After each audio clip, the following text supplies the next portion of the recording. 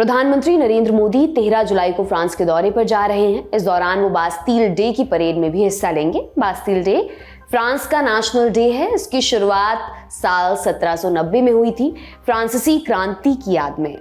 PM Modi को France ने chief guest के तौर पर बुलाया है। ऐसा आमतौर पर होता नहीं है। फ्रांस यदा कदाई किसी विदेशी मेहमान को बास्टील डे पर बुलाता है, इसलिए प्रधानमंत्री मोदी का ये दौरा काफी अहम माना जा रहा है। इस दौरान रफाल फाइटर जेट्स और कुछ पनडुब्बियों के सौदे का ऐलान भी हो सकता है। तो आज के शो में हम जानेंगे भारत फ्रांस रिश्तों की पूरी कहानी क्या है और पीएम मोदी का फ्रांस दौरा कितना अहम है। नमस्कार, मेरा नाम दिव्यांशी सुमराव है। आप देखना शुरू कर चुके हैं लल्लन टॉप का अंतर्राष्ट्रीय प्रसंगों से जुड़ा रोजाना का कार्यक्रम दुनियादारी।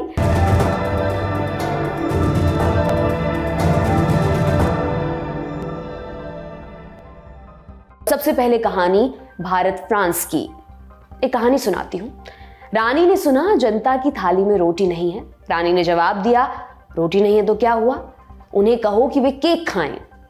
पॉपुलर कल्चर में इस पंक्ति को 18वीं सदी में फ्रांस की महारानी रही क्वीन मैरी एंटोनिए से जोड़ा जाता है। हालांकि इतिहासकार इसको लेकर एक मत नहीं है। कई इतिहासकार मानते हैं कि उनसे काफी पहले ये कथन अस्तित्व में आ चुका था।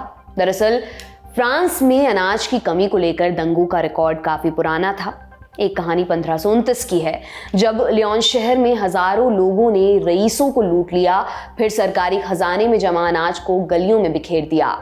18वीं सदी में इस तरह की घटनाओं में बढ़ोतरी देखी गई। फ्रांस में आबादी काफी बढ़ गई थी, उसकी तुलना में अनाज की पैदावार नहीं बढ़ी थी। राजा ने दरबारियों की सलाह पर अनाज के दाम बढ़ा दिए। उन्हें लगा कि इससे बेकाबू हो रही स्थिति को कंट्रोल किया जा सकता है। असर इसका उल्टा हुआ। अनाज की कमी और महंगाई से नाराज जनता ने बगावत कर दी। 1775 के साल में 3 हफ्ते के दौरान 300 से अधिक दंगे रिकॉर्ड किए गए। इस घटना को फ्लावर वॉर या आटे की जंग के नाम से जाना जाता है। फिर आया 1788 का साल। फसल खराब हुई, पूरे देश में अकाल फैला, रोटी की कीमतें आसमान छूने लगी। एक समय औसत जनता अपनी कमाई का लगभग 88% हिस्सा रोटी खरीदने पर खर्च कर रही थी। इससे आक्रोश पैदा हुआ, दंगे बढ़ने लगे। इस संकट से निपटने के लिए फ्रांस के राजा लुई 16वें ने एस्टेट्स जनरल की बैठक बुलाई।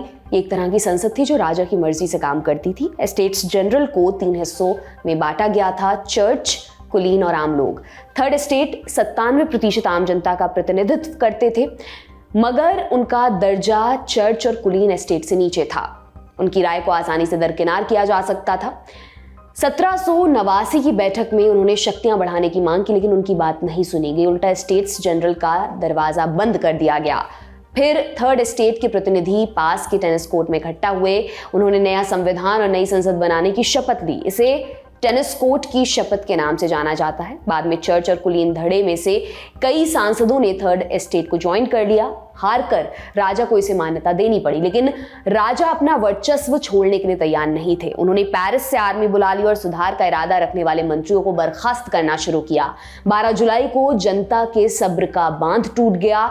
उन्होंने सरकारी दफ्तरों में आग लगा दी, हथियार लूट लिए। फिर उनका ध्यान बास्तील के किले की तरफ गया। बास्तील का किला 14वीं सदी में बनाया गया था, ब्रिटेन से चल रहे युद्ध के दौरान। 15वीं सदी में से शाही जेल में बदल दिया गया। इसमें कई जाने माने राजनीतिक कैदियों को रखा गया। लुई 16वें का शासन आते आते जेल को बंद करने का आदेश जारी हो चुका था। जुलाई 1789 में पूरी जेल में महज 7 कैदी बचे हुए थे, मगर आम लोग इसे तानाशाही के प्रतीक के तौर पर देखते थे। 14 जुलाई को उन्होंने बास्तील की तरफ कूच किया। उन्होंने किले की चाबी सौंपने की मांग की, लेकिन बास्तील के गवर्नर ने फायरिंग कर दी। नतीजतन लोग भड़क गए। उन्होंने अंदर घुसकर किले पर कब्जा कर लिया। बाद में भीड़ ने गवर्नर की हत्या कर दी। 16 जुलाई को पेरिस में ब्रिटेन के राजदूत लॉर्ड डॉर्सेट ने रिपोर्ट भेजी। लिखा, 14 जुलाई की सुबह वेटरन सैनिकों के रिटायरमेंट होम पर कब्जा हो चुका था। वहां रखे तोपों और दूसरे हथियारों को जब्त कर लिया गया। शाम में 2 तोपों के साथ भीड़ बास्तील गई। उन्होंने वहां जमा हथियारों को सौंपने के लिए कहा। शांति का पैगाम अंदर भेजा गया और वहां से जवाब भी आया। इन सब के बावजूद गवर्नर ने गोलीबारी की। इसमें कई लोग मारे गए। इससे लोग आक्रोशित हो गए। वे किले के दरवाजे को तोड़ने की कोशिश करने लगे। फिर गवर्नर ने कुछ लोगों को अंदर आने की इजाजत दी, इस शर्त पर कि कोई हिंसा नहीं करेगा, लेकिन समझौते का पालन नहीं हुआ। लोगों की हत्या की गई, जिसके बाद लोगों की नाराजगी इतनी बढ़ी कि गवर्नर को सरेंडर करना पड़ा। कुछ देर तक चले ट्रायल के बाद गवर्नर का सिर कलम कर दिया गया। अगर ठीक ठीक कहा जाए तो इस घटना में बहुत कम जाने गई। इस क्षण से हमें मान लेना चाहिए कि फ्रांस एक आज़ाद मुल्क बन चुका है, राजा की शक्ति सीमित हो चुकी है और कुलीन लोग आम जनता के बराबर हो चुके हैं। फ्रांस की क्रांति का अंतिम नतीजा आने में कई महीने बाकी थे, फिर भी बास्तील के पतन ने सांकेतिक तौर पर क्रांति की नींव रख दी थी। कालांतर में फ्रांस की राजशाही का अंत हुआ, लोकतंत्र की यहां पर स्थापना हुई, लोगों को बुनियादी अधिकार मिले, फ्रांस का डेमोक्रेटिक सिस्टम पूरी दुनिया के लिए उदाहरण बना। इसी क्रांति ने लिबर्टी, इक्वालिटी और फ्रेटर्निटी यानी स्वतंत्रता, समानता और बंधुत्व का सिद्धांत दिया। इन तीनों शब्दों को भारतीय संविधान की प्रस्तावना में भी शामिल किया गया। खैर, हम बास्तील की तरफ वापस लौटते हैं। 14 जुलाई की तारीख को फ्रांस में आज़ादी की सालगिरह के तौर पर सेलिब्रेट किया जाता है। 1880 के बाद से हर साल इस मौके पर मिलिट्री परेड निकलती है। इस दिन पब्लिक हॉलिडे होता है। इस रोज़ होने वाली आतिशबाजी भी काफ़ी चर्चित है, लेकिन इस बार दंगों के कारण पटाखों की खरीद पर रोक लगा दी गई है। इस बार की बास्तील डे परेड क्यों खास है? इस बार की परेड में पीएम मोदी को चीफ गेस्ट के तौर पर आमंत्रित किया गया है। वो ये सम्मान पाने वाले दूसरे भारतीय प्रधानमंत्री हैं। उनसे पहले 2009 में डॉक्टर मनमोहन सिंह गए थे। उस मौके पर भारतीय सेना के तीनों अंगों ने भी परेड में हिस्सा लिया था। मोदी के दौरे पर भी आर्मी, नेवी और एयरफोर्स की टीम परेड करने वाली है। इस दौरान रफाल फाइटर जेट्स भी उड़ान भरने वाले हैं। फ्रांस बास्तील डे की परेड में यदा कदा ही विदेशी नेताओं को न्योता देता है। पिछली बार साल 2017 में अमेरिका के तत्कालीन राष्ट्रपति डोनाल्ड ट्रंप को गेस्ट ऑफ ऑनर बनाया गया था। इसी बरस भारत और फ्रांस की रणनीतिक साझेदारी के 25 साल भी पूरे हो रहे हैं। अब आपको थोड़ा सा फ्रांस के बारे में बता देते हैं। फ्रांस पश्चिमी यूरोप में बसा है। इसकी आबादी लगभग 6.5 करोड़ है। राजधानी Paris. France UN security council का परमानेंट मेंबर है। भारत भी परमानेंट मेंबरशिप देने की मांग कर रहा है। इसके लिए उसे फ्रांस का सपोर्ट चाहिए। यूएनएससी के अलावा फ्रांस G7 और यूरोपियन यूनियन और नेटो जैसे ताकतवर अंतर्राष्ट्रीय संगठनों का अहम सदस्य भी है। फ्रांस के मौजूदा राष्ट्रपति इमैनुअल मैक्रोन हैं। भारत की राजधानी नई दिल्ली से फ्रांस की राजधानी पेरिस की दूरी लगभग 6,500 किलोमीटर है। अब हम बात करेंगे भारत और फ्रांस के रिश्तों के इतिहास की। 17वीं सदी में फ्रांस में फ्रांसवा बर्नियर नाम से एक मशहूर डॉक्टर हुए। उन्हें घूमने का बड़ा शौक था। यही शौक उन्हें भारत ले आया। वो भारत के होकर रह गए। उन्होंने 12 वर्षों तक मुगल सम्राट औरंगजेब के प्राइवेट डॉक्टर के तौर पर काम किया। औपनिवेशिक दौर में फ्रांस ने वर्तमान भारत के कुछ हिस्सों पर कब्जा कर रखा था। ज़्यादातर इलाकों पर ब्रिटेन की सत्ता थी। दूसरे विश्व युद्ध के बाद ब्रिटेन कमज़ोर पड़ा। भारत को आज़ादी मिली। आज़ादी के बाद से ही फ्रांस ने भारत के साथ राजनयिक संबंध स्थापित कर लिए थे। तय हुआ कि भारत में फ्रांस के कब्जे वाले इलाके के लोग अपना भविष्य खुद चुनेंगे। अगस्त 1962 में दोनों देशों ने एक नई संधि की। इसके तहत फ्रांस ने अपने कब्जे वाले क्षेत्रों को भारत को सौंप दिया। इसमें पौंडीचेरी भी शामिल था। जून 1975 में तत्कालीन प्रधानमंत्री इंदिरा गांधी ने इमरजेंसी लगा दी। तब पश्चिमी देशों ने भारत का बॉयकॉट किया। वे भारत के परमाणु टेस्ट से भी नाराज चल रहे थे, मगर फ्रांस इससे अलग रहा। 1976 में जैक शिराक ने भारत का दौरा किया। शिराक उस समय फ्रांस के प्रधानमंत्री हुआ करते थे। उन्होंने इमरजेंसी को भारत का इंटरनल मैटर बता दिया। शिराक 1995 में फ्रांस के राष्ट्रपति बन गए। 3 बरस बाद भारत ने दूसरा परमाणु परीक्षण किया। अमेरिका समेत कई पश्चिमी देशों ने भारत पर आर्थिक प्रतिबंध लगा दिए। उस दौर में भी फ्रांस भारत के साथ खड़ा रहा।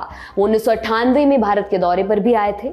द प्रिंट में छपी नयनिमा बसु की रिपोर्ट में फ्रांस में भारत के राजदूत रहे मोहन कुमार ने बताया था, शिराक ने भारत को सपेरों और जोधपुर से आगे बढ़कर देखा था। वो भारत को एक बड़ी और उभरती हुई महाशक्ति मानते थे। उन्हें लगता था कि भारत चीन से टक्कर ले सकता है। वो भारत को अच्छे से समझने वाले पहले फ्रांसीसी नेता थे। उनका दांव सफल रहा। शिराक ने उस दौर में भारत के साथ रिश्ते बेहतर करने पर जोर दिया था, जब बाकी दुनिया ने हमें अलग थलग कर दिया था। शिराक 2007 तक फ्रांस के राष्ट्रपति रहे। इसी दौरान दोनों देशों के बीच न्यूक्लियर डील का मंच भी तैयार हुआ। 2008 में फ्रांस के तत्कालीन राष्ट्रपति निकोलस सरकोजी को गणतंत्र दिवस परेड में मुख्य अतिथि बनाया गया। 2009 में मनमोहन सिंह को बास्तील डे के मौके पर गेस्ट ऑफ ऑनर बनाया गया। निकोलस सरकोजी ने दिसंबर 2010 में भारत की अपनी दूसरी यात्रा की। 2013 में फ्रांस के तत्कालीन राष्ट्रपति फ्रांसवा ओलांद भारत आए। 2014 में नरेंद्र मोदी भारत के प्रधानमंत्री बने। 2015 में उन्होंने फ्रांस का दौरा किया। उसी बरस मोदी COP21 सम्मेलन में हिस्सा लेने पेरिस गए। 2018 में फ्रांस के राष्ट्रपति इमैनुअल मैक्रोन राजकीय यात्रा पर भारत आए। इस दौरे पर मोदी और मैक्रोन ने पहले इंटरनेशनल सोलर समिट की मेजबानी की। अगस्त 2019 में मोदी 2 बार फ्रांस गए। दूसरे मौके पर उन्होंने G7 की बैठक में हिस्सा लिया। मोदी का पिछला फ्रांस दौरा मई 2022 में हुआ था। भारत और फ्रांस के रिश्तों की कड़ी हथियारों और डिफेंस प्रोडक्ट्स की खरीद से भी जुड़ी है। Stockholm International Peace Research Institute के मुताबिक 2018 से 2022 के बीच भारत के 30% डिफेंस इंपोर्ट फ्रांस से थे। माने हम अमेरिका और रूस की ही बात करते रहते, लेकिन फ्रांस भी हमारा कम बड़ा रक्षा सहयोगी नहीं है। आइए अब ये जानें कि इस बार प्रधानमंत्री के दौरे में ये सहयोग कितना बढ़ेगा। कहा जा रहा है कि भारत और फ्रांस के बीच सामरिक सहयोग को 25 साल पूरे हो गए, लेकिन ये संबंध बहुत पुराने हैं। 1978 में भारतीय वायुसेना के लिए जैगवार अटैक जेट्स को खरीदा गया, जो कारगिल युद्ध में इस्तेमाल किए गए, आज भी सेवा में है। ये एक एंग्लो फ्रेंच डिजाइन था, माने ब्रिटेन और फ्रांस ने मिलकर बनाया था। फिर हमने 1982 में मिराज 2000 फाइटर जेट लिए, ये फ्रेंच कंपनी दासो ने बनाए थे। 2005 में हमने फिर एक फ्रेंच कंपनी नेवल ग्रुप के साथ करार किया। इसके तहत नेवल ग्रुप को मुंबई के मझगांव डॉक लिमिटेड के साथ मिलकर 6 स्कॉर्पियन पनडुब्बियां बनानी थी। जुलाई 2023 तक इनमें से 5 नौसेना को मिल चुकी हैं और 6वीं के ट्रायल्स चल रहे हैं। ये साल के अंत या अगले साल की शुरुआत तक नौसेना को मिल जाएंगी। हम इन्हें कलवरी क्लास पनडुब्बी कहते हैं। 2015 में भारत ने फ्रांस की दासो से फिर फाइटर जेट खरीदे। रफाल 36 की बात हुई थी, सबके सब वायुसेना को मिल चुके हैं और भारत एक रिपीट कस्टमर की तरह दासो नेवल ग्रुप से, या ये कहिए फ्रांस से 24 रफाल M और 3 स्कॉर्पियन पनडुब्बियां खरीदने जा रहा है। संभव है कि प्रधानमंत्री मोदी के फ्रांस दौरे के दौरान इस पर सहमति बन जाए। हम ये जानते हैं कि 6 जुलाई को फ्रांस के राष्ट्रपति इमैनुअल मैक्रोन के डिप्लोमैटिक एडवाइजर इमैनुअल बॉन प्रधानमंत्री मोदी और राष्ट्रीय सुरक्षा सलाहकार अजीत डोभाल से मिल भी चुके हैं। सूत्रों के हवाले से इंडियन एक्सप्रेस ने छापा कि अगले 2 दिनों में रक्षा मंत्री राजनाथ सिंह रक्षा खरीद समिति DAC की बैठक करेंगे, जिसमें रफाल M और 3 कलवरी क्लास पनडुब्बियों की खरीद को मंजूरी मिल जाएगी। माननीय प्रधानमंत्री जब फ्रांस में होंगे तब तक बाकी औपचारिकताएं पूरी कर ली जाएंगी। कुल सौदा 90,000 करोड़ के आसपास का हो सकता है। इन 2 सौदों के बारे में भी आपको बताते हैं।